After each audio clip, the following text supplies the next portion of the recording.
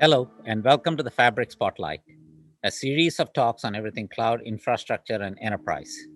Prabhakar and I host talks with enterprise CXOs and infrastructure executives. Today, it's my pleasure to have a discussion with Cathy Southwick, CIO at Pure Storage. Hello, Cathy. Hi there. It's great to see you. Same here, and thanks for taking the time to speak with me today. I'm really excited to be here. This should be a lot of fun. Wonderful. Before we talk about your role at Pure Storage itself, would you share a bit of your journey, how you got here, your experiences, and especially your long stint at AT&T and how it shaped your career? Yeah, no, I was very fortunate. I've worked for some great companies. AT&T, I was there for 22 years, a little over 22 years. Was fortunate to work with some amazing technologists, both on the service provider network side, as well as all of our IT technology, both applications and infrastructure, data centers, et cetera. Was really fortunate to have been able to work in all different areas of our business. So I should say supporting all different areas of our business. So for AT&T, our organizations are fairly large, had several thousand people, 2,400, 2,500 people on my teams at one point or another, several billion in OpEx, CapEx spend. And really, we had the ability to work with all different areas, whether it was the media side, it was our mobility side, it was the wireline side of the business, and just kind of supporting the overall work that needed to be done. So having responsibility for application work, infrastructure work, architecture work, having worked on the asset management functions, mergers and integrations, managing the DirecTV merger that happened, as well as all the cloud planning that we did. And I can talk a little bit more about that, as I know that's some of the areas you want to dive into. But our cloud transformations, both in IT as well as on the network. So some really exciting, fun things that have kind of shaped me and into who I am today and how I was able to move into Pure Storage. Wonderful. That leads nicely into Pure Storage. What would you say that excites you about Pure Storage, and especially about advancing the enterprise business agenda through IT?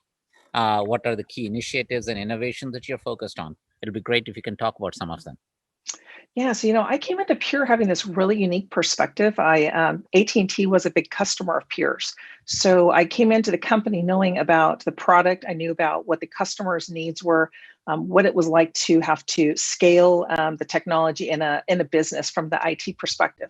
So coming into the company, I feel like I had a really kind of leg up on understanding how do we make a difference in the market and what does that look like. So as I came into Pure, I'm having that as my backdrop of being one of the largest customers that Pure had. I was able to really look at that and then apply the things I did at AT&T here at Pure. A completely different kind of IT organization, very small, very modern, SaaS-based primarily. And our focus has really been, and the reason I joined the company was one, having the customer perspective, but the other was to be able to help the business grow. Pure Storage has been growing significantly over a number of years. And when you are scaling that fast, you have to understand and know what's coming around the corner. So coming out of a very large enterprise and coming into a smaller enterprise, being able to take those learnings, understand what kinds of things we need to do. So whether it's, we've got focus efforts around how do we scale IT? So that's resources, skills, capabilities, process, technology, just I'll call it the basics of IT. And then it's also, and I'll call it the human side as well, the diversity of the team, our geolocations, expanding out of Silicon Valley to over into the Czech Republic. So doing some things like that, what I call kind of the scale of IT and the people. And then we have a big effort around enhancing our security posture. And in my organization, as part of the Office of the CIO, I actually also have responsibility for all of the security for the company as well. So hired a CISO for the company and brought then all of the IT security, the enterprise security, and our product security under one umbrella so that we could look at a complete profile of the company. And then the third piece is around enabling the business. And that's everything that you can think of, whether it's next generation ERP, where are we headed with that? How are we thinking about collaboration tools? How do we enhancing our employee experience? We have a significant effort going on right now around our customer experience.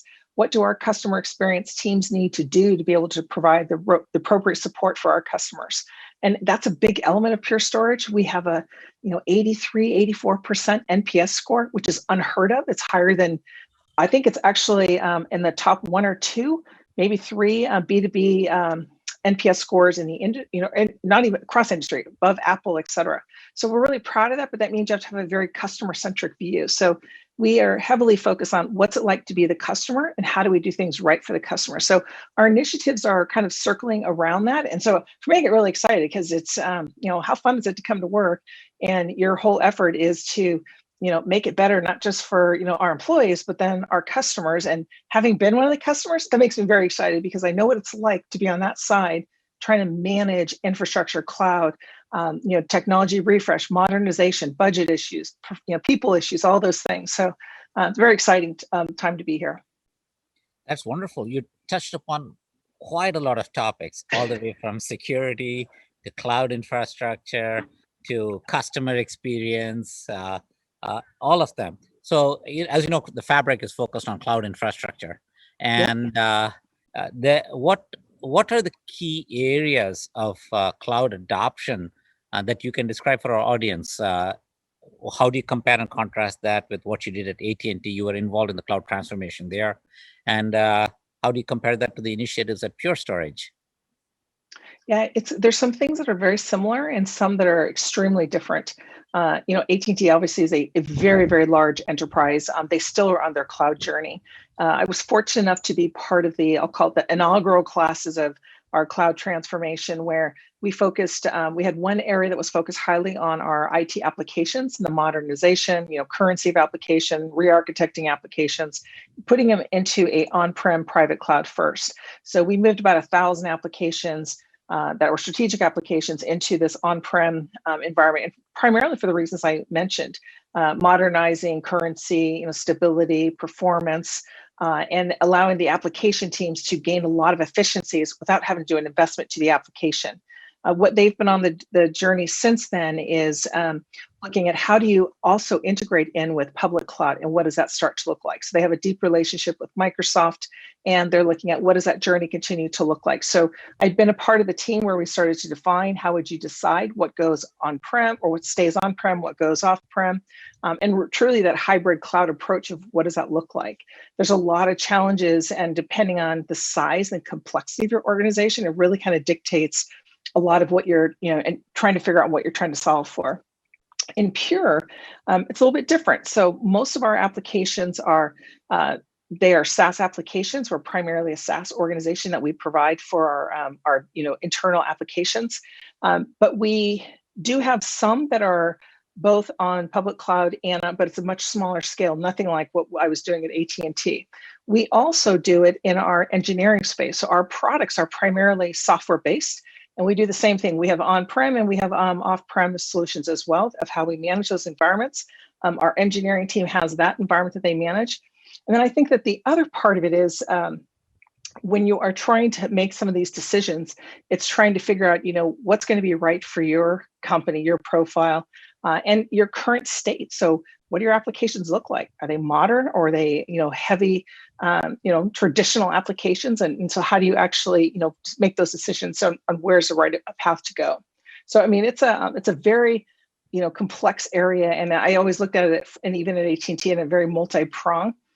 Before I left, I was also involved with our modernizing of our network, the service provider network, and starting to create a network cloud as well. So we had an AT&T integrated cloud. It since has modernized to a next generation, but the essence of it is being able to take the applications that run our service provider network, virtualize those as into network functions, and then be able to run them in cloud environments. So there's so many different use cases and ways, and I think that the flexibility that we're all looking for is what's going to make sense for us as individual technology leaders. Yeah, actually, it takes me back to some very familiar territories. You talk about network function virtualization, some things I was involved in my previous life, even when I was at Juniper. But pivoting back to what you're doing right now, and you touched upon extensively upon security also, especially let's talk about cloud security. And since you were involved in the process of transforming from a data center to an inside cloud to a public cloud within AT&T, and now with SaaS and other offerings at Pure. What are the elements of security that most get your attention? How do you reassure your own internal customer base? And how do you assure your external customers, if you will? Yeah, Rajan, this is probably the hardest thing for every company is that I always feel like you're never done and you never will be done. It's an evolving area. So we actually run a very structured program internally here at Pure. We call it Project Orange, where we have a very disciplined approach across the entire enterprise for how we manage, whether it's risk or it's profiles or it's just kind of looking at the different dimensions of what's changed and evolved even in the last year. We also, so whether that's focused on how we do pen testing, whether it's how we have red teams that we subscribe to help ensure that we have the right kind of posture. Looking at do we have the right roles-based access? We have rolled out during COVID as a company internally. I'll call it next generation of security, multi-factor authentication on VPN.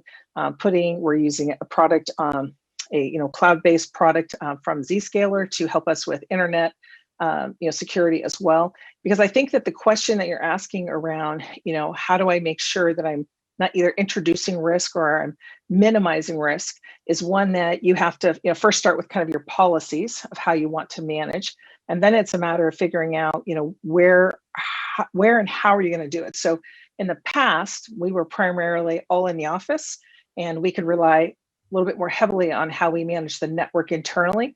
As we've all been remote, it changes now where the security risks are and what we have to think about, which is why we've rolled out some additional capabilities and policies around both the users as well as data and how we think about data and what that looks like. And then I'll tell you that the third part of it is how we actually share it with our executives and even our board. We have changed to some different way of modeling where we think risk is. And that's also what we've introduced probably just in the last less than 6 months, 4 months, just to help to bring awareness, but then also figure out where do we need to focus our energy and our capabilities to ensure we have the appropriate controls in place. Great. We had a company in the Fabric which was focused on such issues, including scoring risk inside customers' cloud deployments. But in threading from there, from security into the further into the cloud area, you talked about hybrid clouds, you talked about internal clouds, but we're also seeing the evolution of edge cloud and edge services. From your vantage point, what kind of innovations do you see in the edge area? And I'm sure you must have spent some time on this when you were at AT&T, and I'm not sure how much it changes as you move to Pure, but I would like to get your perspective on that. Yeah, it was funny. So I've been here at Pure about a little over 2 years, 2.5 years. And when I came here, one of the first conversations I had with an external, person was around, what do you think are some of the, the next gen technologies we should all be thinking about? And I said 5G, and they said, well, that's just because you left AT&T, and now you're, thinking about what that means. And I said, no, because I think what's going to happen is 5G is going to be one of the foundational elements for us to allow us to kind of rethink some of our business. And so if you add into that edge cloud or edge computing and how that starts to tie together, the biggest challenge that we'll have on the edge is obviously latency and cost. And we don't want to just distribute cost from an aggregated source like a cloud into just all these different nodes that are around.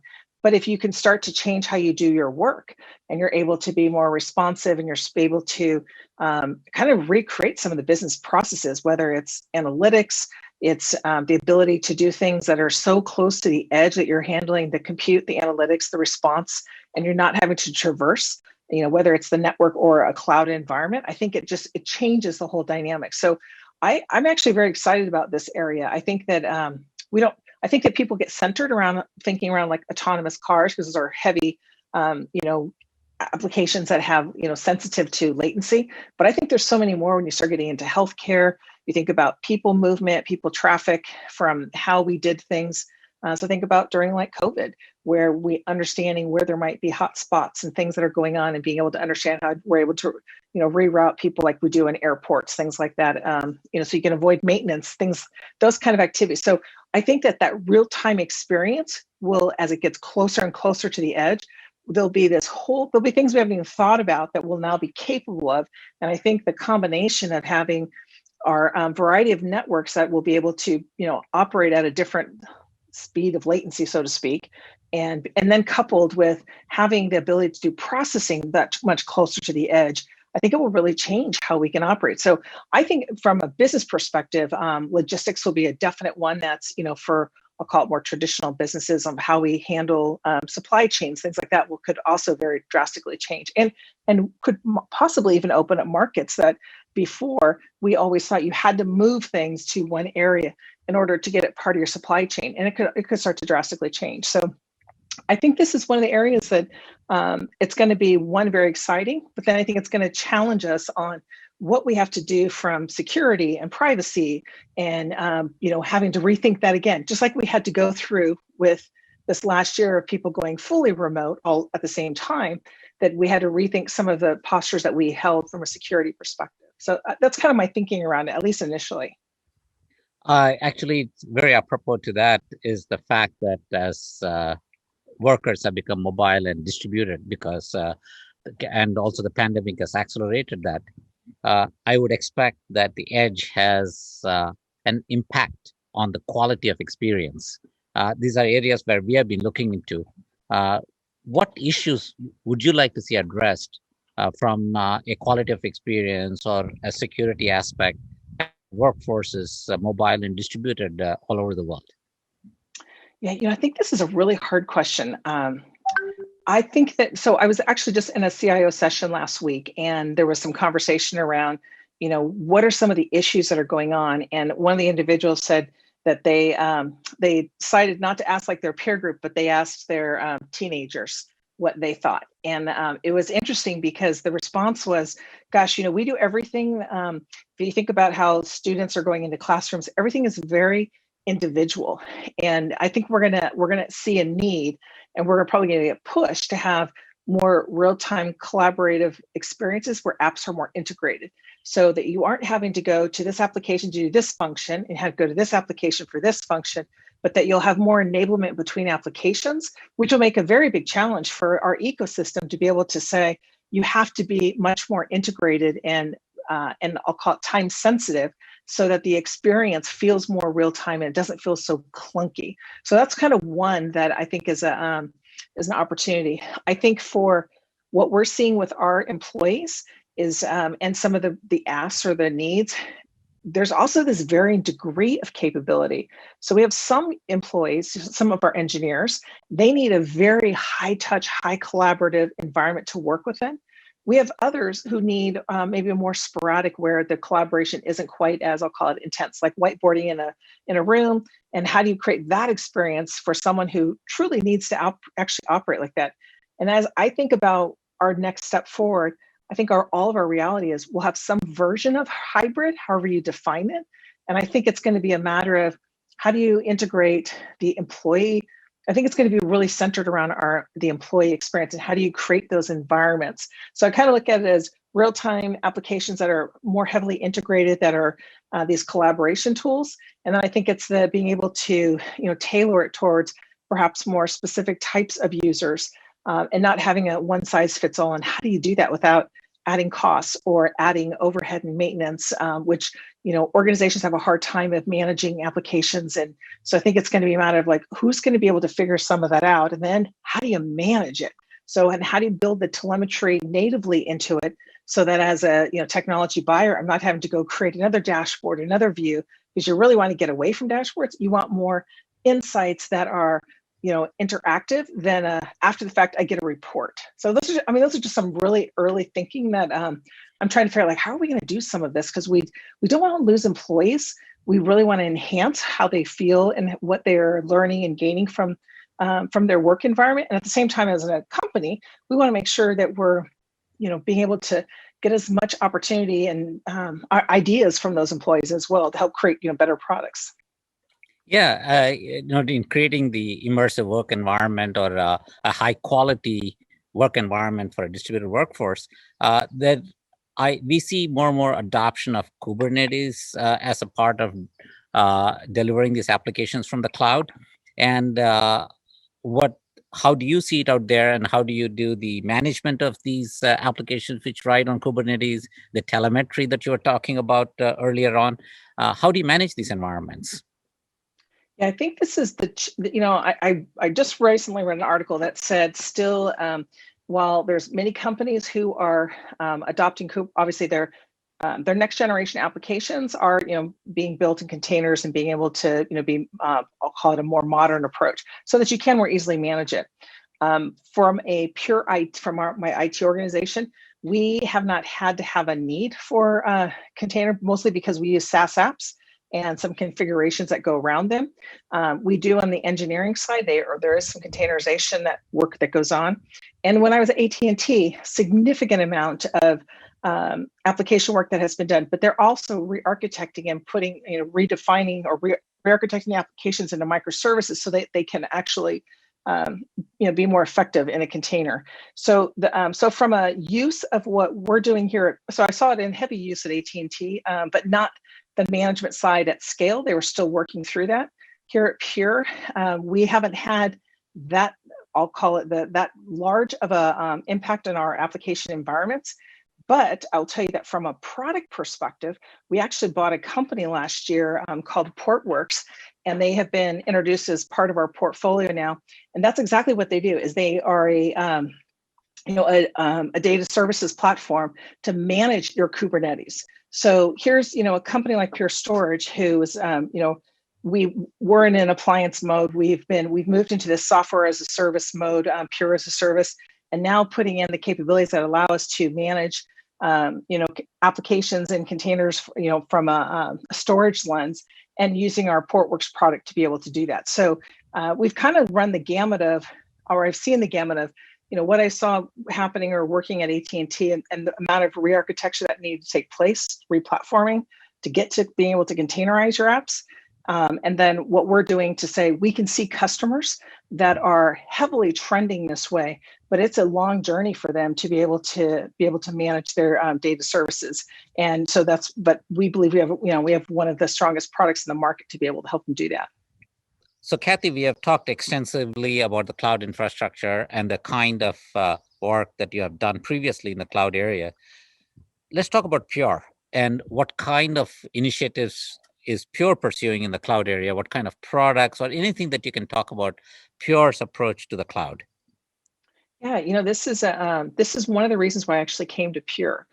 So Pure Storage, was traditionally started off as an on-prem appliance where you were shipped in a flash array, and that's how you were able to take advantage of all the products. And we've got a number of products: flash array, flash blade, et cetera.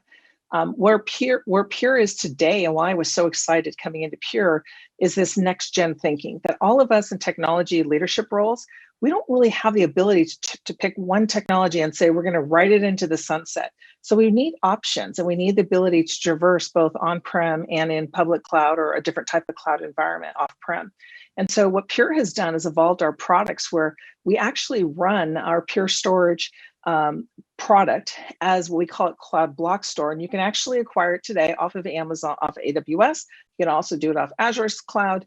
And you can actually consume and get all the efficiencies, the benefits of Pure Storage's, how we manage the arrays, your data.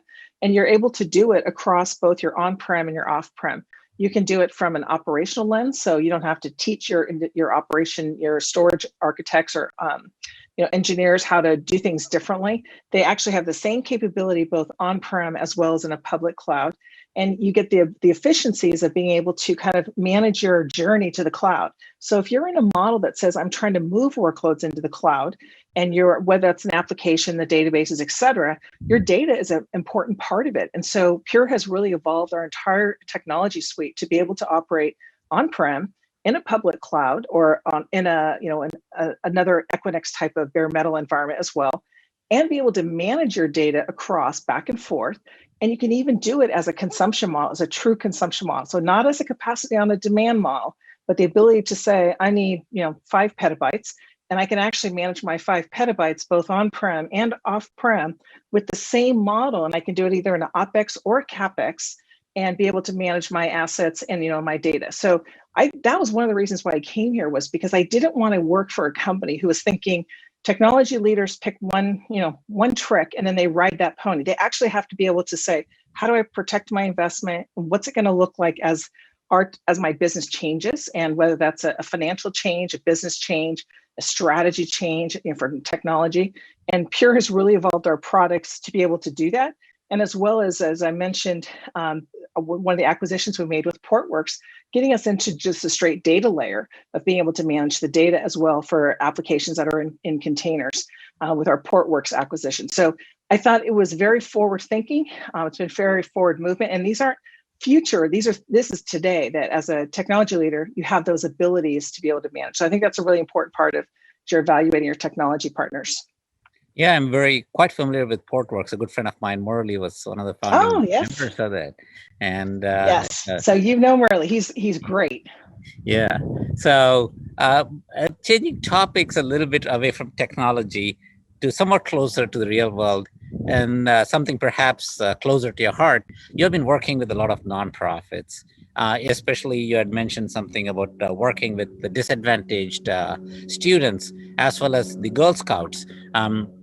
Like you to talk a little bit about it. I think our audience would be really interested in understanding how some real world impacts are happening through yourself personally or through Pure in the space.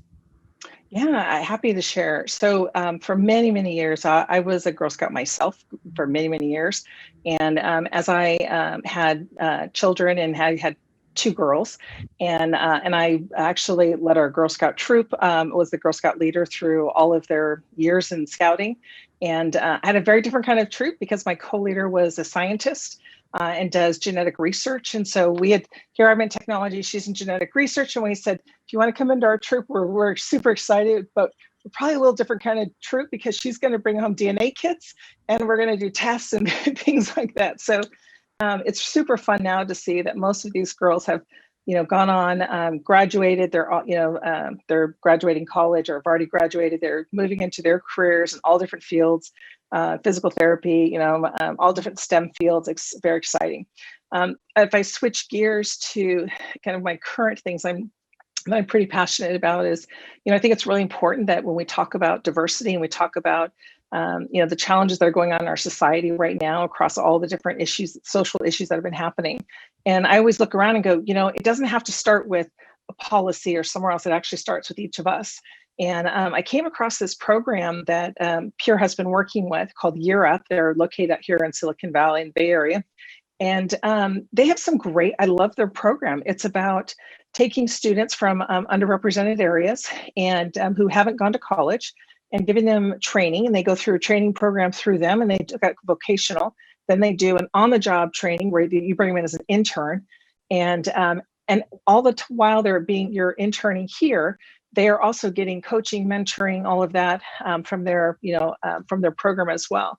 And we've had some great success. I actually have a woman on my team who she entered the program several years ago, did not have any college education, did internships across several. They did 6-week interns at that time across different tech companies in the Bay Area. And she came out of the program, joined Pure, and she's actually one of our, she's done a great job, and she's actually moved her way up. She just completed her associate's degree. She just got accepted into her bachelor's program, and she's moving her way up in our data science area. So, it's a great thing to see programs that are not just saying, hey, come in, get training or get education, but it's integrating your education and training and the support system that it takes to help people to really to come of own and themselves and really kind of show their true potential. So we have now a second student who is in our program right now. He's in our service desk, and but they offer a whole bunch of variety. They do it security and data and application areas. So it's a super. I think it's a great program, and Pure is also partnering with them as well on some other initiatives and grants that we do in this area. That's really good to hear. I personally was also a Boy Scout when I was growing up. Scouting has changed a lot since when I was young, but also involving in education, especially education, girls' education in disadvantaged communities is something near and dear to my heart here. And Along some parting advice for our audience. You had your share of exposure to startups. You must have seen some great successes and perhaps some failures as well. What advice would you give entrepreneurs and how they could work with companies like AT&T, Pure Storage, or any other company for that matter? A lot of large enterprises are very interested in working with startups because they want that passion, that energy, that disruption to how they might be thinking. Pure Storage did that for AT&T. They were only a couple years old, pre-IPO, came into AT&T.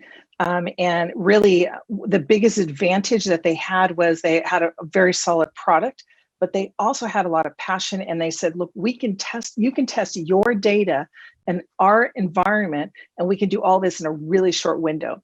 So, and they did it, and they proved out, and they didn't overcommit. In fact, we would argue that they probably undercommitted because we saw such great results that AT&T moved on to work with them pretty extensively.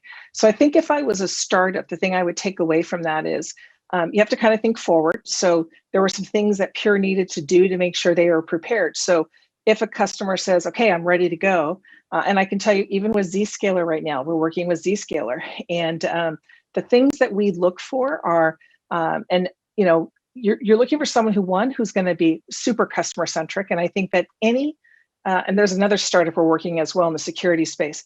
They are so customer centric that my team has come back, and you are a little bit more forgiving, I'll call it, as a customer, if you know that they are really trying to solve your business problem. So it's, know the customer, know the business problems they're solving, not how cool your tech is, but what the business problem is they're trying to solve, and then be there for them.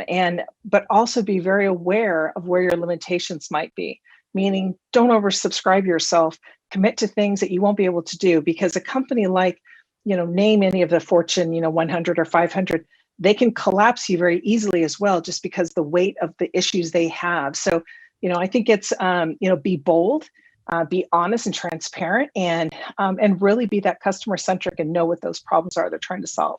And I think that in itself is a great way to really help partner. And that's what you're looking for, is partners.